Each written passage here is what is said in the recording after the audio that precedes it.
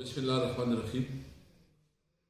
ابھی میری اختر مینگر صاحب سے بات ہوئی.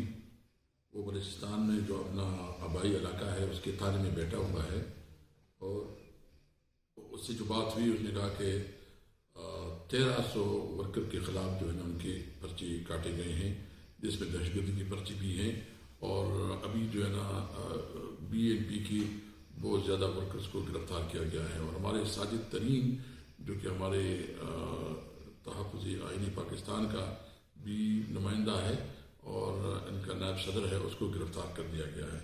ہم اس تمام عمل کا مذمت کرتے ہیں.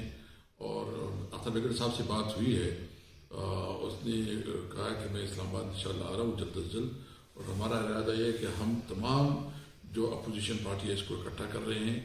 جو اس وقت ملک میں امن و امان کی صورتحال ہے، خاص کر خیبر پختونخوا کے مرج ایریا میں اور جو بلوچستان میں، ہمیں سمجھ نہیں ہے کہ اسٹیٹ کیا کر رہا ہے، اس وقت حکومت کیا سوچ رہی ہے.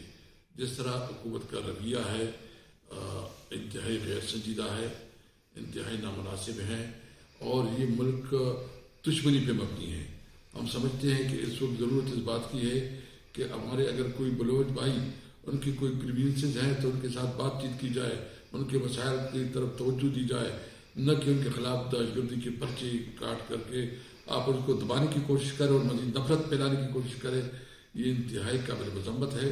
جتنے بھی انہوں نے FIR درج کرائے BNP کی لیڈرشپ پہ، ورکرز پہ، سب واپس دی جائے. جتنے لوگ گرفتار کی جائے اس کو رہا کیا جائے.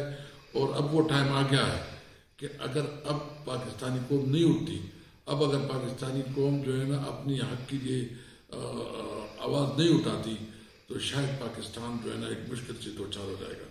ہم سمجھتے ہیں کہ ضرورت اس بات کی ہے کہ ملک میں یکجہتی ہو، ملک میں امن ہو، اور ملک میں امن کی ذمہ داری سب سے پہلے حکومت کی ہے.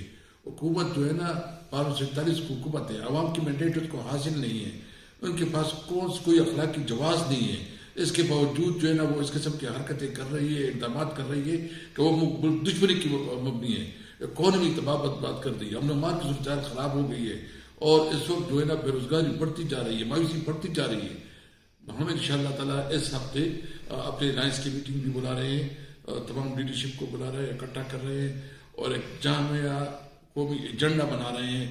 اور اس قومی ایجنڈے کو سامنے رکھتے ہوئے پاکستانی عوام کے پاس جائیں گے اور اس ایجنڈے پہ عوام کو اکٹھا کریں گے.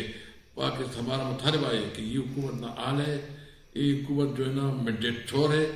فوری طور پر وزیر اعظم کو استعفیٰ دینا چاہیے اور نئے الیکشن کا اعلان کرنا چاہیے، اور فری اینڈ فیئر الیکشن ہو تاکہ عوام کے صحیح نمائندے جو ہے نا وہ اقتدار میں آئے. پاکستان زندہ باد.